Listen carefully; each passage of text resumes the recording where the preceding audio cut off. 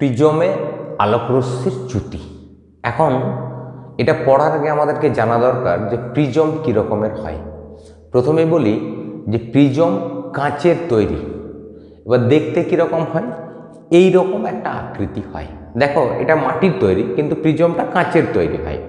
এই রকমের দেখতে হয়। কী রকম না, দেখো এর যদি তল দেখা হয়, এটা একটা তল, আয়তাকার তল। আবার এইদিকে একটি আয়তাকার তল আছে, দুটি আয়তাকার তল। নিচে একটি আয়তাকার তল আছে, তিনটি আয়তাকার তল। আবার এখানে দেখো একটা ত্রিভুজাকার তল আছে, চারটি, এবং এখানে একটি ত্রিভুজাকার তল। টোটাল 5টি তল, যার মধ্যে এইটা, এইটা এবং নিচেরটা এরা হচ্ছে আয়তাকার তল, এবং এটা ত্রিভুজাকার তল, আর এটা ত্রিভুজাকার তল। অর্থাৎ 3টি তল আয়তাকার এবং 2টি তল ত্রিভুজাকার। এই রকমের দেখতে হয় প্রিজম। এবার এটা কাঁচের তৈরি। এক্ষেত্রে কি হয় না, প্রিজমের এই তলে আলো প্রবেশ করে, এই তলে একটা আয়তাকার তলে প্রবেশ করে।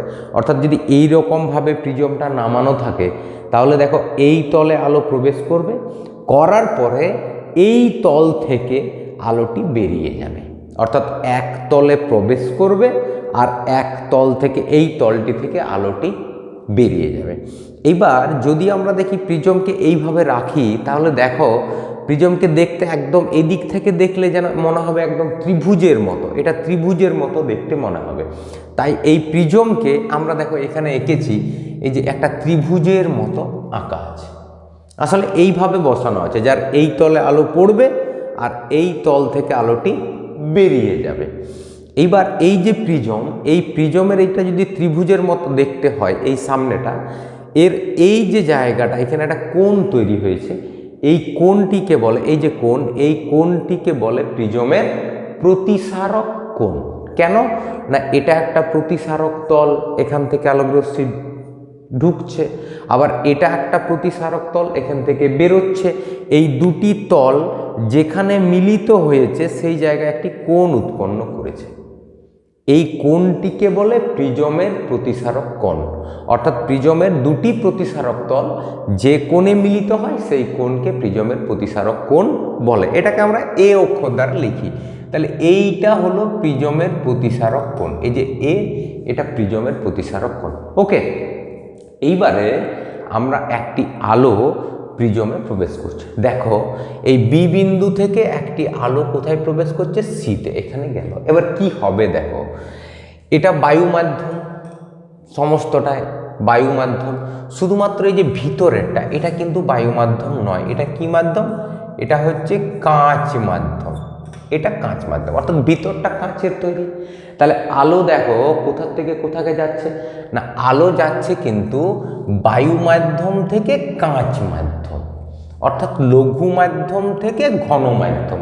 এবার আলোকরশ্মি লঘুর থেকে যখন ঘনতে যায়, তখন আমরা দেখেছি আলোকরশ্মি অভিলম্বের কাছে আসে। এটা প্রতিসরণের নিয়ম। যখনই ঘনতে যাবে, ঘনতে গেলেই ঘনর কণাগুলি কাছে কাছে, তাই আমরা বলেছিলাম যে ঘনর মাধ্যমে যখনই আলোকরশ্মি যাবে, তখনই আলোকরশ্মি অভিলম্বের কাছে আসবে। এবার অভিলম্ব টানতে হবে। কীরকম অভিলম্বটা হবে না, দেখো কার উপর অভিলম্ব টানবো, এই যে তলটি দেখতে পাচ্ছ, এই তলটা, এই যে এখান থেকে এই যে কালো লাইনের টানা আছে, এই তলটির উপর আলোকরশ্মি পড়েছে। তাহলে এই তলের উপর অভিলম্ব টানতে হবে। কীরকম হবে না, এই তলের উপর অভিলম্ব টানলে দেখো কোন বিন্দুতে টানবো বলো তো, সি বিন্দুতে। তাহলে সি বিন্দুতে যদি অভিলম্বটি টানো, তাহলে দেখো এইরকম হবে অভিলম্বটি, এই যে এই লাল বরাবর অভিলম্ব হবে। ওকে, তাহলে আমি এই লাল বরাবর একটি অভিলম্ব টানছি। অভিলম্বটা আগে টেনে নিই। তাহলে এই লাল বরাবর যদি আমি একটি অভিলম্ব টানি, তাহলে সেই অভিলম্বটি হবে এই রকম। হয়েছে? তাহলে এক্ষেত্রে যখনই অভিলম্ব টানা হলো, অভিলম্ব টানার ফলে এইখানে একটা কোণ তৈরি হলো। দেখো এই যে একটা কোণ তৈরি হয়েছে, এটা আপতন কোণ। এইবার বায়ু মাধ্যম থেকে যেহেতু কাঁচে প্রবেশ করছে, তাই কি হবে, আলোকরশ্মি অভিলম্বের কাছে আসবে। অভিলম্বের কাছে এলে কি হবে, দেখো আলোকরশ্মিটা এইভাবে অভিলম্বের কাছে এলো, দেখো অভিলম্বের কাছে চলে এলো। যাওয়ার কথা কিন্তু এই দিকে, এইদিকে গেল না, এই দিকে চলে এলো অভিলম্বের কাছে। তাহলে অভিলম্বের কাছে চলে এলো, কাছে গিয়ে আস্তে আস্তে আস্তে আস্তে আলোকরশ্মিটা এই তলে চলে যাবে, এই দিকের তলে চলে যাবে। তাহলে এটা অবিলম্বের কাছে এলো। এইখানেও একটি কিন্তু কোণ তৈরি হয়েছে। এবার এই কোণগুলির আমি নামকরণ করছি। এই যে প্রথমের কোণটা, এই কোণটাকে নামকরণ করছি I1। এই যে পরে কোণ তৈরি হলো এই কোণটি, এই কোণটির নাম হচ্ছে R1, প্রতিসরণ কোণ।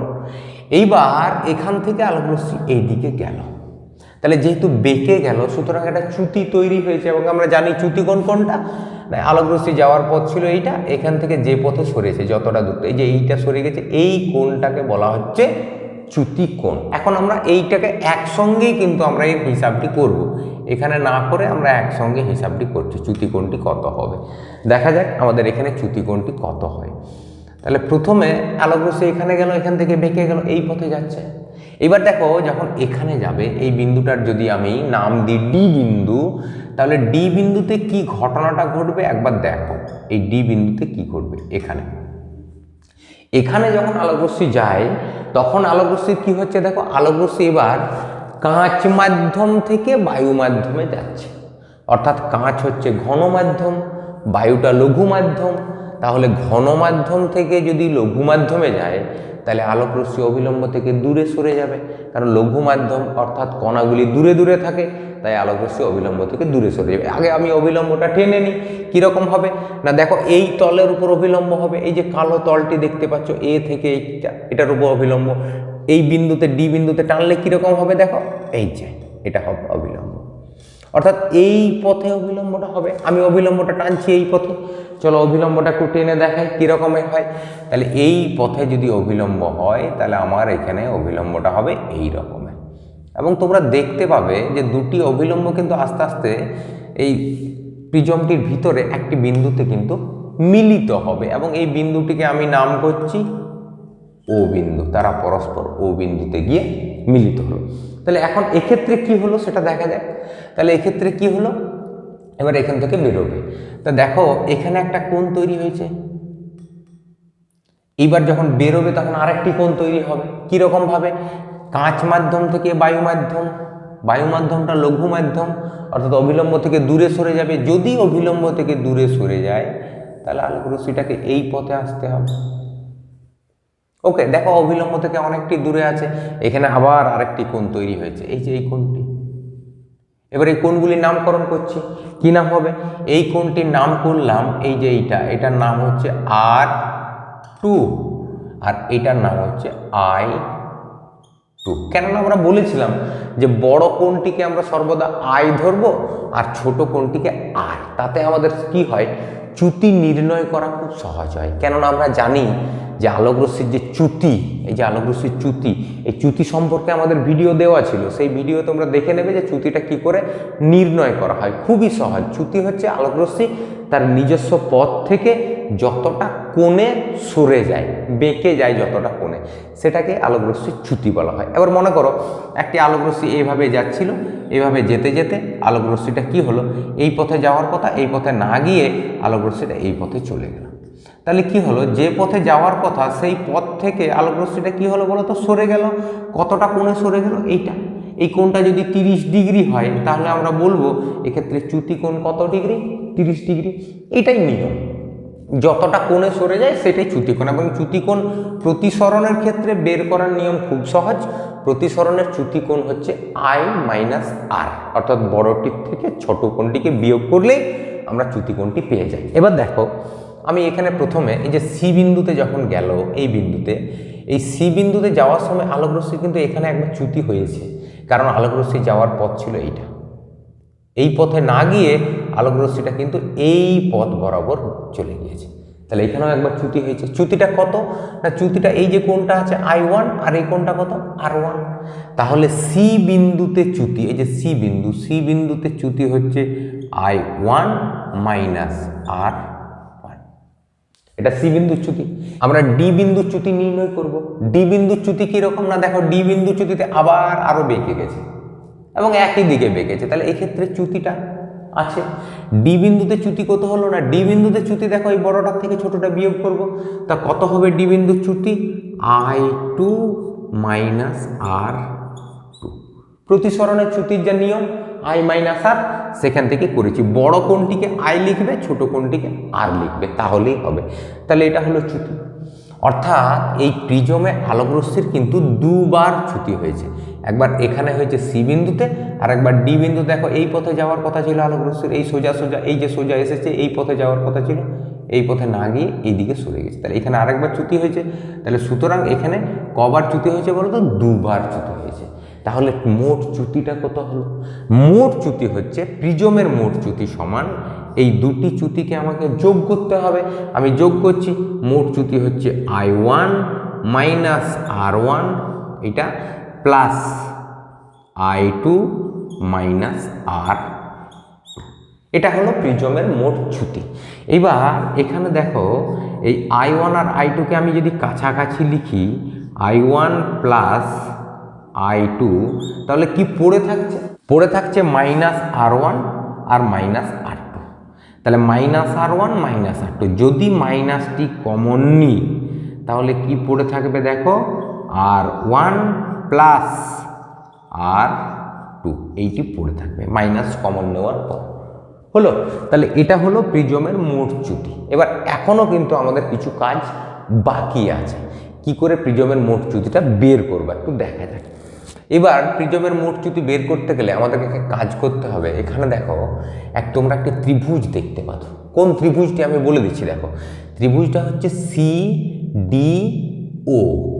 CDO, এই যে ছোট একটা ত্রিভুজ দেখতে পাচ্ছ, CDO। এই ত্রিভুজের দেখো তিনটি কোণ। কোন কোন কোণ?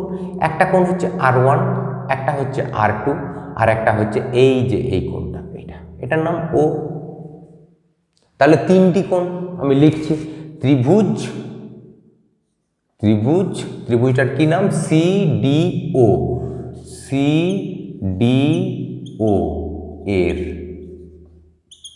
কোণগুলি কি কি? একটা কোণ R1, একটা কোণ R2, আর একটা কোণ O। তাহলে R1 প্লাস R2 প্লাস কোণ O সমান 180 ডিগ্রি। কেননা আমরা জানি ত্রিভুজের তিনটি কোণের সমষ্টি 180। আমি এখানে কোণের চিহ্ন দিলাম। কোণ O সমান 180 ডিগ্রি। ত্রিভুজের তিনটি কোণের সমষ্টি 180 ডিগ্রি। ওকে, এটা হলো আমাদের 1 নাম্বার সমীকরণ। হয়েছে? এইবারে তোমরা দেখো, তোমরা একটা চতুর্ভুজ দেখতে পাচ্ছ। আমি চতুর্ভুজটার নাম বলছি। দেখো ACOD, এই একটা চতুর্ভুজ দেখতে পাচ্ছ, ACOD। আমি দেখো এই ভিতরের এই জায়গাটা মুছে দিচ্ছি, তাহলে তোমাদের আরো ভালো হবে বুঝতে ব্যাপারটা। আমি এটা মুছে দিলাম। এইবারে দেখো তোমরা একটা চতুর্ভুজ দেখতে পাচ্ছ। চতুর্ভুজটার নাম হচ্ছে ACOD। আমি লিখলাম চতুর্ভুজ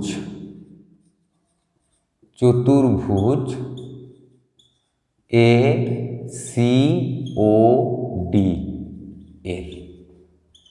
এই চতুর্ভুজের ক্ষেত্রে দেখো চতুর্ভুজের তো 4টি কোণ, এবং আমরা জানি চতুর্ভুজের 4টি কোণের সমষ্টি হয় 360 ডিগ্রি।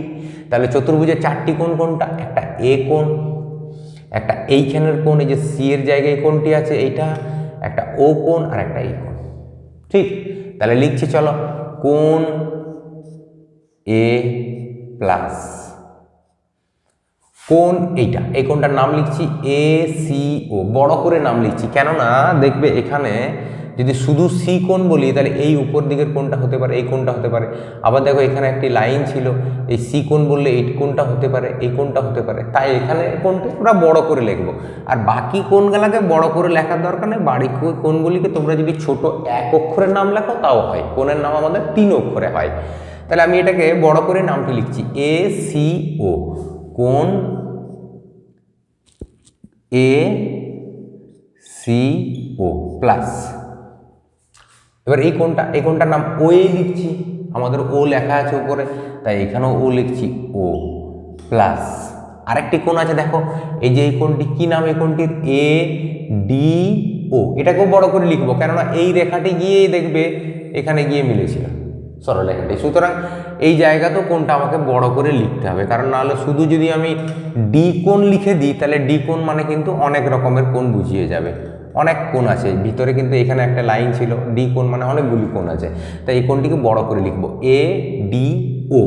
তাহলে কোণটার নাম লিখলাম কোণ এ ডি ও সমান 360 ডিগ্রি। বোঝা গেল? এইবারে কোণ এ প্লাস, দেখো এই যে এসিও, একটু দেখো ছবিটা, এসিও এই যে কোণটি, এই কোণটি তো 90 ডিগ্রি, কেননা এই যে লাল অক্ষরে টানা আছে এটা তো লম্ব, অভিলম্ব, তাহলে এই তলের উপর যে অভিলম্ব, সুতরাং এই কোণটি নিশ্চয়ই 90 ডিগ্রি কোণ। তাহলে এই কোণটির জায়গায় কত ডিগ্রি লিখলাম? 90 ডিগ্রি প্লাস কোণ ও প্লাস এডিও, একটু এডিওকে দেখো, এডিও দেখো এই কোণটাও তো 90 ডিগ্রি, কারণ এটাও তো অভিলম্ব এই তলের উপরে, তাহলে অভিলম্ব হলেই 90 ডিগ্রি হবে। সুতরাং এই কোণটিও কত ডিগ্রি বলো তো? 90 ডিগ্রি সমান ডান দিকে কত আছে? 360 ডিগ্রি। ওকে, এবার দেখো লিখলাম কোণ এ প্লাস কোণ ও। তাহলে এই 90গুলি কি হবে? এই 90 আর 90 যোগ করলে কত হয়? 180 ডিগ্রি। সেই 180 ডিগ্রিটা আমি ওই দিকে নিয়ে যাব। যদি ওই দিকে নিয়ে যাই তাহলে কি হবে দেখো, এখানে হবে 360 ডিগ্রি মাইনাস 180 ডিগ্রি। বোঝা গেল? আবার তাহলে ঠিক করে লিখে দিই, কোণ এ প্লাস কোণ ও সমান 360 থেকে 180 বাদ দিলে কত হয়? 180 ডিগ্রি। এই সমীকরণটি হলো আমাদের 2 নম্বর সমীকরণ। নিশ্চয়ই বুঝতে পারছো ব্যাপারটি। এইবার তোমরা ওই 1 নম্বর সমীকরণ আর 2 নম্বর সমীকরণ একটু তুলনা করে দেখো, তুলনা করো। দেখো আমি তুলনা করছি, R1 প্লাস R2 প্লাস ও সমান 180 ডিগ্রি, এটা 1 নম্বর সমীকরণ। 2 নম্বর সমীকরণ ছিল কোণ এ প্লাস কোণ ও সমান 180 ডিগ্রি, এটা 2 নম্বর সমীকরণ। এখন দেখো এর এই ডান দিকটা আর এর ডান দিকটা একই আছে, তাহলে ডান দিক দুটি যদি সমান হয় বাঁ দিক দুটিও সমান হবে। তাহলে বাঁ দিক দুটি সমানের মধ্যে আবার দেখো এখানে আছে ও কোণ, এখানেও আছে ও কোণ, তাহলে এটাও তো সমান হয়েই আছে। তাহলে পড়ে থাকলো কি? এই R1 প্লাস R2 আর এখানে এ, তাহলে এই দুটিও পরস্পর কি হবে বলো তো? সমান। যেহেতু এর ডান দিকটা সমান, তাহলে বাঁ দিকটাও পরস্পর কি হবে? সমান। তাহলে বাঁ দিকটা যদি সমান করা হয় তার মধ্যে এই ও কোণ তো সমান হয়েই আছে, সুতরাং এই বাকি যেটি পড়ে থাকলো এই দুটিও পরস্পর কি হবে বলো তো? সমান। অর্থাৎ কি দাঁড়াবে দেখো, অর্থাৎ হবে R1, অতএব 1 নাম্বার ও 2 নাম্বার থেকে পাই কি পেলাম? R1 প্লাস R2 সমান এ, R1 প্লাস R2 সমান কোণ এ। বোঝা গেল? সমীকরণ দুটি তুলনা করলে বুঝতে পারবে, এর বাঁ দিক ডান দিক সমান করবে। দুটোকে যদি সমান করো তাহলে হবে, তোমরা যদি এইভাবে লিখো যে এটা 180 এটা 180, সুতরাং ডান দিক দুটি সমান বাঁ দিক দুটিও সমান করবো। তুমি লিখলে R1 প্লাস R2 প্লাস ও সমান এ প্লাস ও। এবার দেখো ওকে যখনই তুমি ওই দিকে ডান দিকে নিয়ে যাবে তখন দেখবে কাটাকাটি যাবে, পড়ে থাকবে দেখবে R1 প্লাস R2 সমান এ, এটাই পড়ে থাকবে। তোমরা করেও দেখতে পারো, খুব অসুবিধা কিছু নেই। তাহলে R1 প্লাস R2 সমান কি দাঁড়ালো বলো তো? এ। এবার এই মানটি R1 প্লাস R2, এই যেটা এই R1 প্লাস R2-র মান কত? এ, সেটা এখানে বসিয়ে দেবো। তাহলে চ্যুতিরে কত হলো না, চ্যুতি এই যে প্রিজমের মোট চ্যুতি, এই প্রিজমের মোট চ্যুতিকে লেখা হয় ডেল্টা অক্ষর দ্বারা। এইরকম করে একটা ডেল্টা অক্ষর দ্বারা লেখা হয়, অনেক সময় বইয়ে থাকে তাই আমি অক্ষরটি দেখিয়ে দিলাম, ডেল্টা। তাহলে এই ডেল্টা সমান হচ্ছে I1 plus I2 minus R1 plus R2। R1 plus R2 মানে কি? এ, তাহলে মাইনাস কোণ এ। এবার এইখানে দেখবে অনেক সময় বইয়ে তোমার কোণের চিহ্নটি দেওয়া থাকবে না, শুধু এ দেওয়া থাকবে, I1 প্লাস I2 প্লাস এ, কোনো অসুবিধা নেই। তাহলে প্রিজমের যে চ্যুতি, সেই চ্যুতির যে সমীকরণ বা রাশিমালা সেটা হলো I1 প্লাস I2 মাইনাস এ।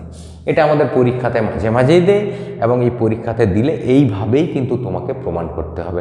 এবং তোমাকে প্রশ্নটা এরকম হয় যে দেখাও যে প্রিজমের চ্যুতি ডেল্টা সমান I1 প্লাস I2 মাইনাস